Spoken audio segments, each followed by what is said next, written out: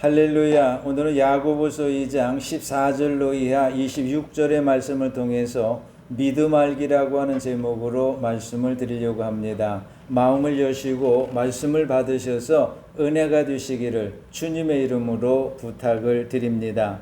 한 어른이 주일날 아침에 일찍 집을 나서기 위해 엘리베이터를 탔다가 한 어린 여자 아이를 만났습니다. 아이에게 물어봅니다. 얘야, 어디 가니? 아이가 대답합니다. 예, 교회 가요. 교회는 왜 가니? 하나님 만나러 가요. 이 대답을 들은 그 어른은 뜨끔했습니다. 아, 저 아이의 마음속에는 하나님이 살아계시구나. 여러분, 그 아이의 마음속에 하나님이 살아계시게 한 매개체가 뭘까요? 그것은 바로 믿음인 줄로 믿습니다. 오늘 성경 본문은 믿음에 관련된 말씀들을 하고 있습니다. 먼저 입으로만 믿는 사람에게 일침을 놓았는데요. 그 내용을 14절에서 보면 이렇습니다. 내 형제들아, 만일 사람이 믿음이 있노라 하고 행함이 없으면 무슨 유익이 있으리요? 그 믿음이 능히 자기를 구원하겠느냐? 이 말씀을 보면 그 당시에 실제로는 믿음이 없음에도 불구하고 마치 믿음이 있는 것처럼 믿음이 있노라고 말하는 사람들이 있었음을 알 수가 있습니다. 이런 사람을 입으로만 믿는 사람이라고 합니다. 그런데 오늘 본문을 보면 예수의 동생이자 사도이며 예루살렘 교회의 지도자 중에 한 사람이었던 야고보가 입으로만 믿는 사람에게는 세 가지가 없다라고 말합니다. 첫째는 뭘까요? 첫째는 행함이 없다고 합니다. 사실 그렇잖아요. 입으로만 믿는 사람에게는 믿음이 없으니 믿음이 일으키는 행함이 없는 것은 너무나 당연한 겁니다. 오늘 본문 17절과 26절에 보게 되면 행함이 없는 믿음은 그 자체가 죽은 것이라고 말씀하고 있는데요. 이것은 믿음이 없다라고 하는 우회적인 표현인 줄로 믿습니다. 사람은 누구나 믿는 만큼 행동합니다. 100을 믿으면 100만큼 행동을 하죠. 만약에 믿음이 없다라고 하게 되면 전혀 행동하지 않습니다. 모든 사람은 자기가 믿는 만큼 행동하는 겁니다. 복음서에 보게 되면 예수께서 예루살렘에 들어가시다가 열매가 없는 무화과 나무를 보시고는 이제부터 영원토록 사람이 내게서 열매를 따먹지 못하리라고 저주하셨습니다. 그자 다음날 제자들이 그 나무를 보니 뿌리까지 바싹 말라서 죽어버리므로 그 나무는 영원토록 열매를 맺을 수가 없게 되었습니다. 여러분, 예수께서 이런 사건을 일으키신 이유가 뭐였습니까? 그것은 무화과 나무로 상징되는 이스라엘에 대한 하나님의 심판을 예고하시기 위함이었습니다. 왜냐하면 당시 무화과 나무로 상징되었던 이스라엘의 믿음은 알맹이가 없고 껍데기만 있었기 때문입니다. 이것을 주님은 형식적인 믿음이라고 말씀하신 적이 있습니다. 따라서 오늘도 믿음의 알맹이도 없이 입으로만 믿는 사람에게는 하나님의 구원이 아니라 하나님의 심판이 예고되어 있습니다. 여러분에게는 믿음의 알맹이가 있으므로 하나님의 구원을 받게 되시기를 주님의 이름으로 축원해 드립니다. 축원합니다. 한편 오늘날 행함은 없고 입으로만 믿는 사람 때문에 교회가 세상 사람들로부터 욕을 먹기도 하고 그들의 비아냥거림을 듣기도 합니다. 그들은 이렇게 비아냥거리죠. 저들은 일주일 내내 죄 짓고 살다가 일요일날 교회 가서 잘못했다라고 하고는 교회 다녀와서는 또다시 일주일 동안 내내 죄를 짓는다라고 비아냥합니다. 물론 입으로 믿는 사람만 죄를 짓는 것은 아닙니다.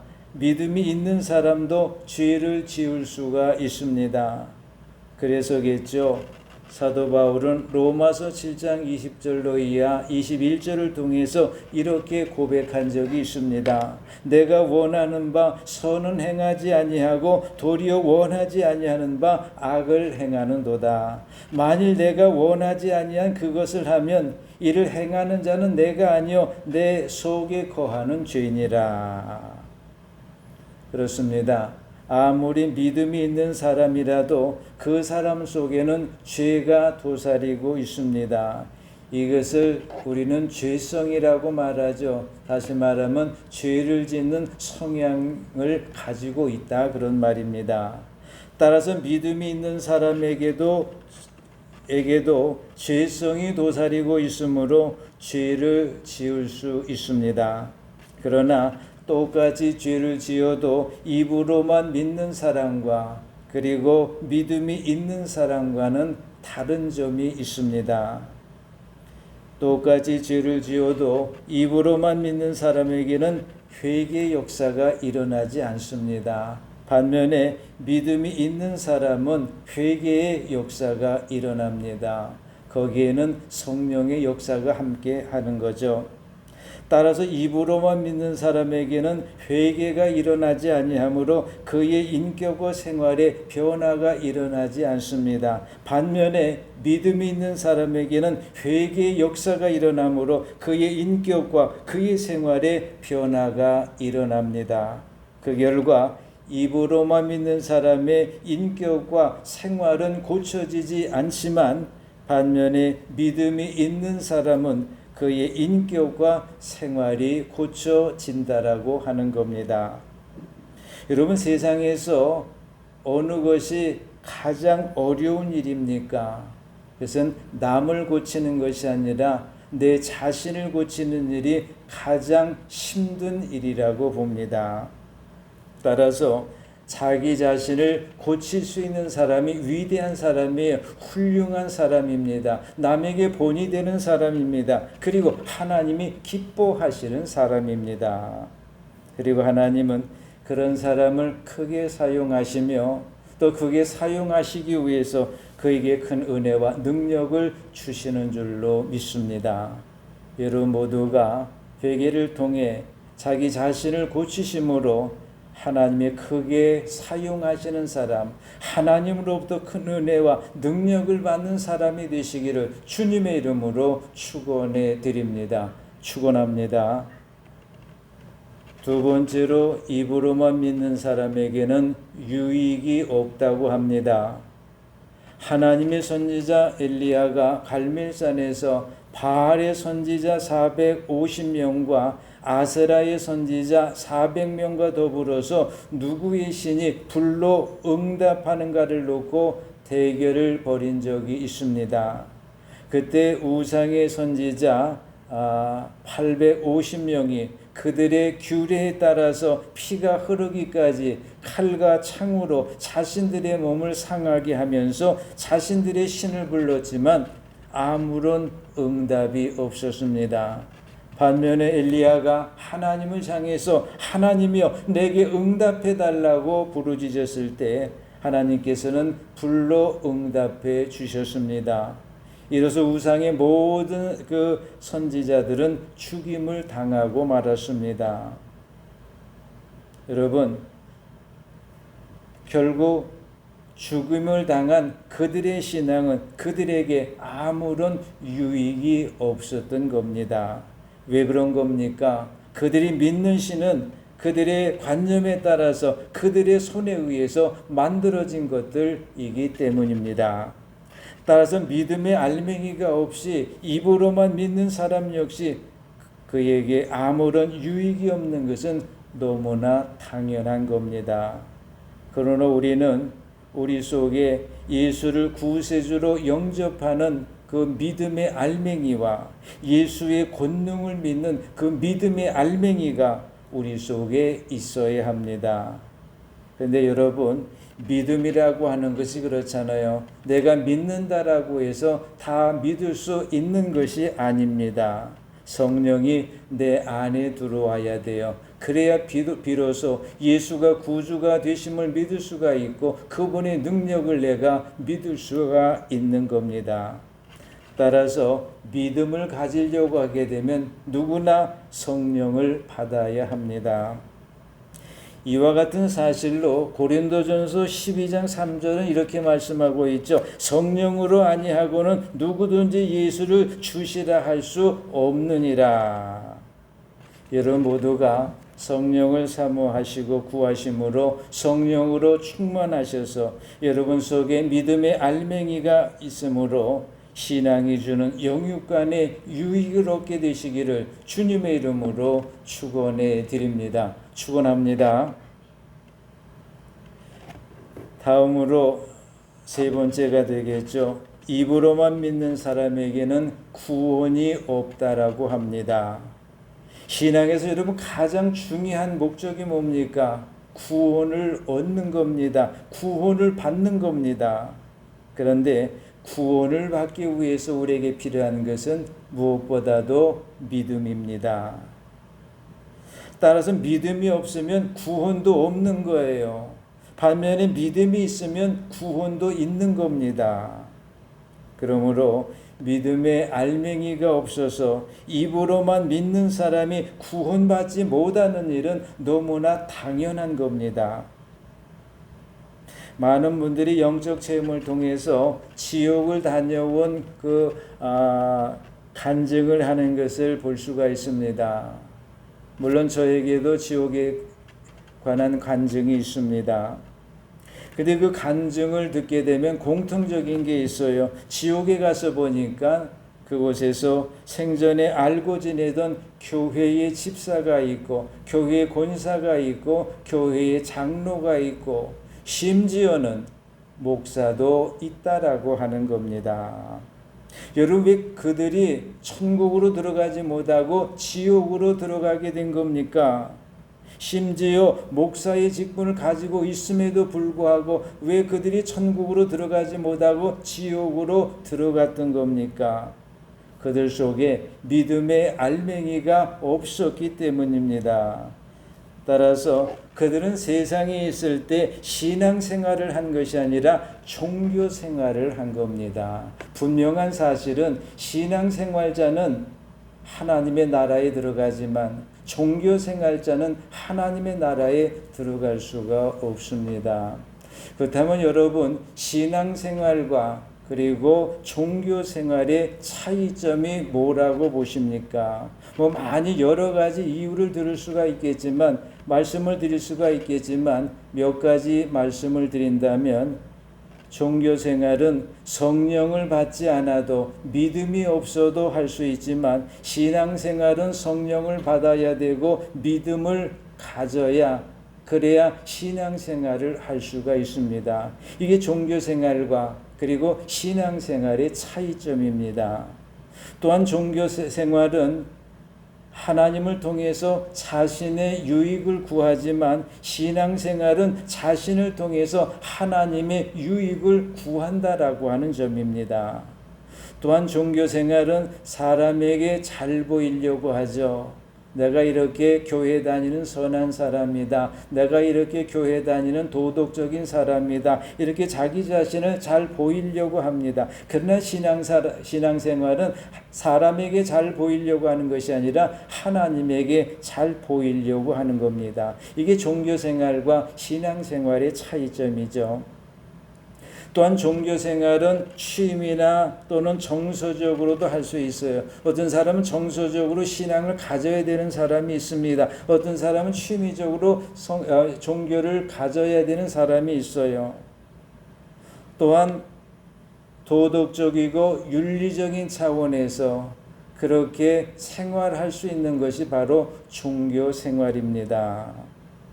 그러나 신앙생활은 하나님에 대한 감사의 차원에서 하는 것이 신앙생활입니다. 이렇게 종교생활과 신앙생활은 차원적으로 다르다라고 하는 것이죠. 또한 종교생활은 신앙의 대상을 언제든지 바꿀 수가 있어요. 기독교의 하나님을 신앙하다가 불교의 석가모니로 갈 수도 있고, 또는 마호메스로 이슬람으로 갈 수도 있고, 심지어 이단 종파로도 갈 수가 있습니다. 그러나 신앙생활은 오직 신앙의 대상을 하나님에게만 두고 있습니다. 이 외에도 종교생활과 신앙생활에 대한 많은 차이점이 있습니다. 저는 여러분에게 분명하게 제시합니다. 여러분은 종교생활을 하지 마시고 신앙생활을 하시기를 바랍니다. 여러분 모두가 신앙생활을 하심으로 하나님의 구원의 반열 속에 들어가시기를 주님의 이름으로 부탁을 드립니다. 다음으로 오늘 성경 본문은 행함으로 믿음을 보이라고 일침을 놓고 있습니다. 18절입니다. 어떤 사람이 말하기를 너는 믿음이 있고 나는 행함이 있으니 행함이 없는 네 믿음을 내게 보이라. 나는 행함으로 내 믿음을 내게 보이리라 하리라. 근데 이 말씀을 사실 분명하게 이해하기는 어려워요. 분명한 해석을 하기는 어려워요. 왜냐하면 좀 난해한 부분이 있습니다.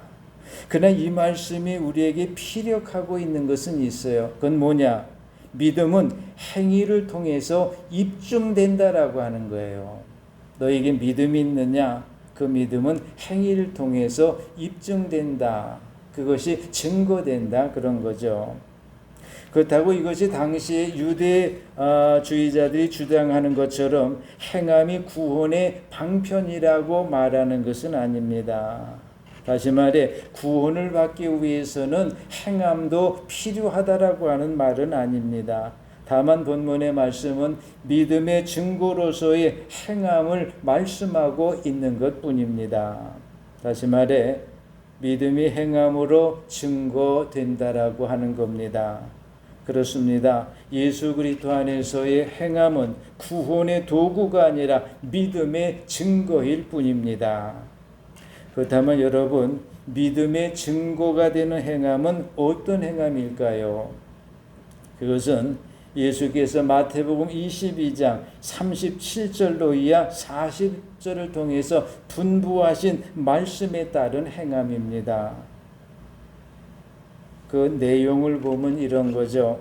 내 마음을 다하고 목숨을 다하고 뜻을 다하여 주 너희 하나님을 사랑하라 하셨으니 이것이 크고 첫째 되는 계명이요 둘째도 그와 같으니 내 이웃을 내 몸과 같이 사랑하라 하셨으니 이 두 계명이 온 율법과 선지자의 강령이니라. 이에 우리는 이웃 사랑을 통해서 우리의 믿음을 증거하는 저와 여러분 되어야 될 줄로 믿습니다. 근데 사실 여러분 생각해 보세요. 믿음이라고 하는 것하고 행함이라고 하는 것은 다른 것이 아닙니다. 믿음과 행함은 같은 것이에요. 따라서 믿음과 행함은 같이 가는 겁니다. 어떤 두 사람이 나룻배를 타고 가다가 두 사람이 서로 논쟁이 붙었어요. 한 사람은 이렇게 주장합니다. 행함이 있어도 믿음이 없으면 아무것도 아니니 믿음이 제일이라고 주장합니다. 또 한 사람이 말합니다. 믿음이 있어도 행위가 없으면 아무것도 아니니 행함이 제일이라고 주장합니다. 그래서 둘이가 서로 행함과 믿음을 놓고 서로 논쟁을 하는 거예요. 그러자 그 나룻배를 움직이는 사공이 한참 그 논쟁을 듣고 있다가 이렇게 말합니다. 나는 지금 두 개의 노를 가지고 지금 이렇게 배를 짓고 가고 있습니다. 한 개의 노를 믿음이라고 하고 또 한쪽의 노를 갖다가 행함이라고 합시다. 만약에 제가 이 믿음이라고 하는 이 하나의 노만 짓게 되면 배는 앞으로 나가지 않냐고 제자리에서 빙글빙글 돌고 말 것입니다. 반면에 행함이라고 하는 노 하나만 지어도 역시 또 앞으로 가지 못하고 제자리에서 빙글빙글 돌 것입니다. 그러면서 말합니다. 그러나 노를 두 개를 다 짓게 되면, 믿음의 노와 행함의 노를 짓게 되면 이 배는 앞으로 나갈 수가 있습니다. 그러면서 말하는 거예요. 어느 하나도 충분하지 않습니다. 믿음이나 또는 행함 둘 중 안에 어느 것도 완전하지가 않습니다. 충분하지가 못합니다. 이것이 제가 생각하는 변변치 못한 견해입니다. 그렇습니다. 믿음과 행함은 같이 가는 겁니다. 믿음과 행함은 다른 것이 아니에요. 믿음이 있으면 행함은 따라오는 것입니다. 여러분 모두가 예수께서 분부하신 이웃사랑을 하는 실천을 통해 여러분의 믿음이 증거되기를 다시 한번 주님의 이름으로 축원해 드립니다. 축원합니다. 다음으로 오늘 성경 본문은 행함이 없는 믿음은 헛것이라고 일침을 놓았습니다. 19절로 20절에 보면 이렇게 말씀하죠. 네가 하나님은 한 분이신 줄을 믿느냐? 잘하는도다. 귀신들도 믿고 떠드느니라. 아하, 허탄한 사람아, 행함이 없는 믿음이 헛것인 줄을 알고자 하느냐. 여러분, 이 말씀에서 귀신이 가진 믿음을 어떻게 보십니까? 이것은 믿음이 아니라 하나님에 대한 지식을 가리키는 것뿐입니다. 그러므로 이것을 헛것이라고 하는 거죠. 따라서 이것은 오늘날 많은 사람들이 타 종교에 대해서 공부를 합니다. 따라서 그들은 믿음이 없이도 하나님에 대해서 알 수가 있어요. 그래서 그들이 하나님에 대한 지식만 소유했다라고 해서 그들 속에 어떤 놀라운 역사가 일어나지는 않습니다. 그래서 우리에게 분명한 게 한 가지 있습니다. 그것은 예수를 믿으면 구원받는다는 지식만 가지고서는 구원받을 수가 없다라고 하는 것입니다. 지식으로는 구원받을 수 없고 그것을 내가 믿을 때에 구원의 역사가 일어납니다. 다시 말하면 하나님에 대한 구원에 대한 객관적인 것을 내가 주관적으로 받아들일 때에 구원의 역사가 일어난다라고 하는 겁니다. 그러므로 믿음이 없이 하나님에 대한 것을 가르치거나 또는 믿음이 없이 하나님에 대한 지식만 소유하게 되면 그들은 모두가 하나님의 구원을 받지 못할 것이며 그들은 헛것이 될 겁니다. 여러분 모두가 믿음에 따른 하나님의 지식을 소유하고 따르심으로 하나님의 구원의 반열에 들게 되시기를 주님의 이름으로 축원해 드립니다. 축원합니다. 한편 오늘 본문은 행함이 없이 입으로만 믿는 믿음을 가진 사람을 가리켜서 허탄한 사람이라고 말합니다. 여러분, 허탄한 사람이라는 뜻이 뭘까요? 속이 빈 사람이라는 뜻이 어리석은 사람이라고 하는 뜻입니다. 그렇습니다. 하나님에 대한 지식만 가지고 있을 뿐 행함이 없이 입으로만 믿는 믿음을 가진 사람은 속이 빈 사람이요 어리석은 사람입니다. 여러분 모두가 하나님에 대한 믿음과 그 믿음에 따른 행함을 보이시는 지혜로운 사람이 되어서 하나님에 의한 영원한 복을 누리게 되시기를 주님의 이름으로 축원해 드립니다. 축원합니다. 다음으로 오늘 성경 본문은 행함이 있는 믿음을 가진 두 사람을 소개하고 있습니다. 그중 한 사람은 아브라함입니다. 21절로 24절에 그 내용이 있죠. 소개해 드립니다. 우리 조상 아브라함이 그 아들 이삭을 제단에 바칠 때에 행함으로 의롭다 하심을 받은 것이 아니냐. 내가 보거니와 믿음이 그와 그의 행함과 함께 일하고 행함으로 믿음이 온전하게 되었느니라. 이에 성경이 이른바 아브라함이 하나님을 믿으니 이것이 의로 여기셨다는 말씀이 이루어졌고 그는 하나님의 보시라 칭함을 받았나니 이로보건대 사람이 행함으로 의롭다 하심을 받고 믿음으로만은 아니니라. 여러분, 이 말씀을 어떻게 보게 되면 사람이 하나님으로부터 의롭다 하심을 받기 위해서는 믿음뿐만이 아니라 행함도 있어야 된다라고 하는 말씀으로 다가올 수가 있습니다. 하지만 이 말씀은 사람이 구원을 받음에 있어서 하나님의 은혜로 주어진다는 믿음 외에 사람의 행위가 뒤따라야 된다라고 말씀하는 것은 아닙니다. 다만 이 말씀은 믿음에는 반드시 행함이 따른다라고 하는 것을 강조하고 있을 뿐입니다. 왜냐하면 믿음은 생물이기 때문입니다. 따라서 믿음은 끊임없이 움직이고 활동합니다. 그렇다면 믿음은 끊임없이 움직이며 어떤 활동을 할까요? 그것은 바로 하나님이 기뻐하시는 일을 위해서 움직이고 활동하는 줄로 믿습니다. 여러분 모두가 하나님이 기뻐하시는 일을 위해 끊임없이 움직이고 활동하시는 믿음이 되어서 여러분에게도 기쁜 일들이 일어나기를, 하나님에 의해서 기쁜 일들이 일어나기를 주님의 이름으로 축원해 드립니다. 축원합니다. 한편 오늘 본문에서 우리는 하나님에게 순종하여 아들 이삭을 제단에 바치는 행함을 통해서 하나님으로부터 하나님의 벗이라고 하는 칭함을 받은 아브라함을 보면서 아브라함이 부럽습니다.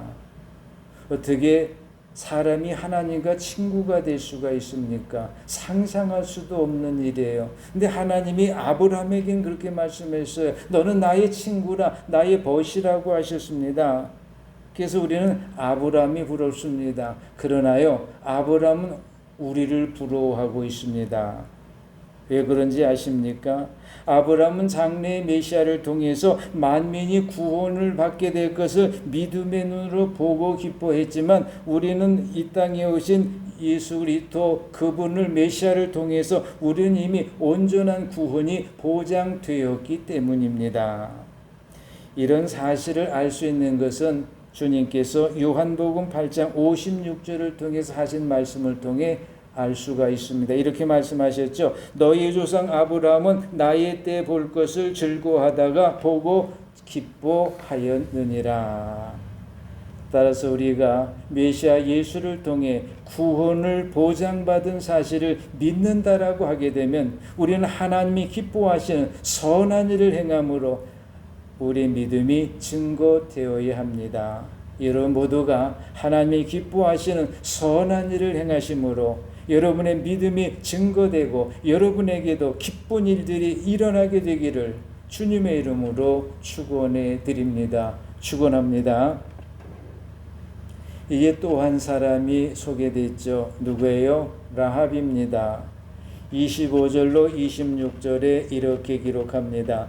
또 이와 같이 기생 라합이 사자들을 대접하여 다른 길로 나가게 할 때에 행함으로 의롭다 하심을 받은 것이 아니냐. 영혼 없는 몸이 죽은 것 같이 행함이 없는 믿음은 죽은 것이니라.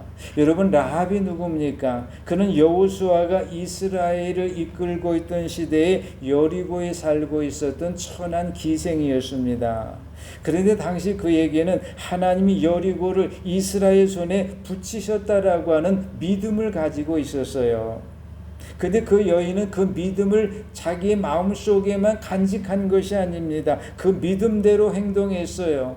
그래서 여리고를 탐지하러 들어온 이스라엘 두 정탐꾼을 숨겨주고 그리고 도망가도록 피신할 수 있도록 도와주었습니다. 그 결과 어떻게 됐습니까? 이스라엘이 여리고를 점령했을 때 그와 그 집이 구원을 받는 놀라운 역사가 일어났습니다. 바로 이 사실을 오늘 본문 속에서 우리에게 말씀해 주고 있는 겁니다. 근데요, 더욱 놀라운 일이 있습니다. 라합은 훗날 예수의 족보에까지 올라가는 영광을 누리게 된 사실을 마태복음 1장을 통해서 우리는 볼 수가 있습니다. 아테네의 한 극장에서 국경일을 기념하는 연극이 공연되고 있었습니다. 한 노인이 좀 늦게 왔어요. 안에 들어와 보니까 초만원이 앉을 자리가 없습니다. 그래서 이 노인이 두리번거리는 거예요. 어디 혹시 앉을 데가 있나? 그리고는 두리번거리고 있습니다. 그저 이 두리번거리는 노인을 보고는 아테네 사람들이 서로 말합니다. 저 노인을 자리에 좀 누가 양보해서 좀 앉혔으면 좋겠는데, 이렇게 말은 하지만 한 사람도 실제로 그 노인에게 자리를 양보하는 사람은 없었습니다. 그저 노인은 외국인 손으로 외국인들이 앉아 있는 외국인 석으로 이제 이동을 했습니다. 그러자 스파르타 사람들이 벌떡 일어나서 서로 자기 자리를 노인에게 양보해 주려고 합니다. 그러자 이 광경을 바라본 사람들이 박수를 쳤습니다. 이때 노인이 이런 말을 했죠. 아테네 사람들도 선한 것이 무엇인 것을 알고 있지만 스파르타 사람들은 그 선한 것을 즉시 행동으로 옮기는 사람이다. 이제는 우리가 우리 믿음을 행동으로 옮겨야 될 차례입니다. 그리고 우리의 믿음이 행동으로 옮겨지면 우리의 끝은 하나님의 나라의 시작이며 영원한 축복의 시작입니다. 여러분 모두가 여러분의 믿음을 행동으로 옮기심으로 여러분의 믿음이 증거되고 여러분의 끝은 하나님의 나라의 시작이요 영원한 축복의 시작이 되시기를 주님의 이름으로 축원해 드립니다. 축원합니다.